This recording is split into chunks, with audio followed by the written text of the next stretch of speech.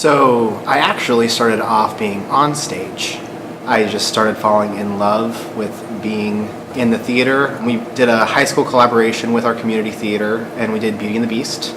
Beauty and the Beast is actually what first really got me into doing lighting design. I had two great mentors that were just needing help. It was over the summer, so we were able to do some late nights at the theater, and that's where I learned how you have to plan and focus lighting to make sure not only does it look good, but do the actors' faces look good? Are they seen? Things on those points. 2 months before I graduated high school, I was online looking at nursing scholarships through the Navy. Was already accepted into a few different schools, things on those lines. Went in and just talked to the recruiter.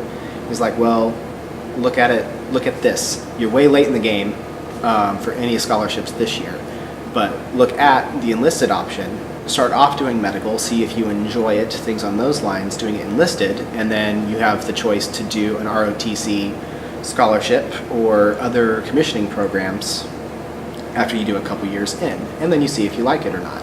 My recruiter called me. I'm one of few people that actually got along great with my recruiter. You hear all these nightmares of people joining just so the recruiters could get their numbers in for the month, and that wasn't the case with mine. He made sure that I got what I wanted, and I was only going to sign if I got corpsman. A week later, he's like, hey, there's 4 corpsman spots available, but we have to go up to MEPS now. MEPS was in Denver, so it's about a 4.5-hour drive. So I call my parents. I'm like, hey, are you cool with me going up to MEPS and just at least starting the process? So I left school right when he called me. We jumped in the car and headed to Denver. Everything ran smoothly. They're like, okay, we could have you on a plane to basic training in Chicago in August. That's about as early as we could get you. I said, that's perfect. I first started off doing 3.5 years in Europe. When it came down to me coming to Cherry Point, I truthfully didn't pick it. I didn't really want to come to North Carolina. I really wanted the West Coast when it was closer to my family. My sister's going to school on the West Coast. West Coast was where I wanted to be. But finding the Civic and finding New Bern and exploring made me fall in love, and it's where I want to stay. Veterans Day weekend 2015 was the first time I really ever came to New Bern. I was just walking around downtown because I had a day off of work. I've been in North Carolina about 4 months now at that point, and I was just walking around and I saw a Vita in the window, and I'm like, awesome. Grabbed tickets to see the show and then also filled out the volunteer form. 3 weeks later, I got a call from Chris Pearson needing a lighting board operator for Smokey Joe's Cafe.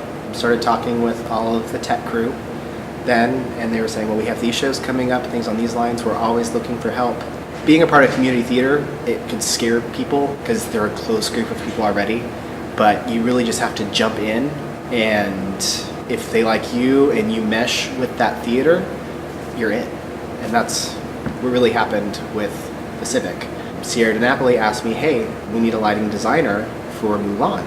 So Mulan was actually the first show that I designed at the Civic. The technical aspects of theater is what takes an amazing show to that next level. You don't have to have that technical aspect of it to do a production. You don't. But it's the icing on the cake when it comes to doing productions. If you just had lights on, lights off, that's all there is. But when you have a chance to throw different colors in there, play different effects, it brings out the emotion of the show, or it could be the comedic aspects of the show. That's what puts the icing on the cake when it comes to doing a production. Some shows like Next to Normal, I found out about it and I asked right away. We had a production meeting back in April where I got the script. I got to start studying the script. I was somewhat already familiar with the show from doing research. But depending on the show, this show took a lot of research, trying to figure out what colors you want to use, where you want to use them. When it comes to actually getting in the theater and programming, we're kind of the last people that can get in. You have to wait for your set to be built before you can focus the lights on where they're going to be. You have to wait to program it until you see the show. This platform was built, and you have 2 different levels, so you have to light those 2 different levels. You don't know where they're going to be on that platform. You only might want to have one side of the platform lit instead of the other side, just to give different definition. You want to have this center focus point on one part while things are being done elsewhere that you don't want the audience to see. You know, for example, in this show we have Natalie upstairs playing the piano, But downstairs, they're rearranging the set, cleaning up from the last song. You don't want that seen by the audience. You want that focal point to be on Natalie. And you really don't know what that's going to be like until you're in the theater with your set done and then go. That's why lighting Hell Week is where we really have to be on our game. That's where you're getting those final touches of programming done, things on those lines. The lighting is never done before opening. You want it to be, but it's a rare occasion, especially in theaters where you have shows back to back to back. You have to wait for set pieces, things on those lines. It's really the last step. It's a crucial step. I mean, you want your actors to be seen, but it's really the very last thing that can be done, and that's really my opinion. In most community theaters, you usually have about a week and a half from start to finish. Now, granted, you're going to rehearsals, you're kind of getting the feel, you're doing your research prior, you have your vision 2-3 months out. You start planning your vision when you see a sketch of what the set's going to be like. But you really don't get to see it and do it until about a week and a half before opening. One of the biggest challenges is you have your vision, so that's what you portray, but then you also have your director's vision. Communication between the entire team is probably the hardest portion of doing any technical aspects. So is Step in Time on the rooftop too, or is that somewhere completely different? No, that is also on the rooftops. Okay. Yes. So Chim Chimney and Step in Time are pretty much going to be almost the same. Yeah. Kind of that 9 p.m. dark blues. I have a bunch of gobos that are running across the stage that make it look a little different.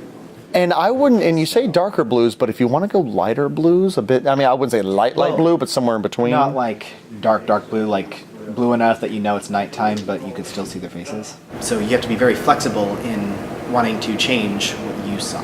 But that's most things in theater too. I mean, from costumes to set to anything. You really don't know what it's going to be until you see it. It was time for me to re-enlist. This was still when I was very new to the Civic. It was right in the middle of Mulan, and the Civic one is very military friendly, and there's also military history that goes along with the Civic Theater. And theater has always been my thing for going on 12 years now.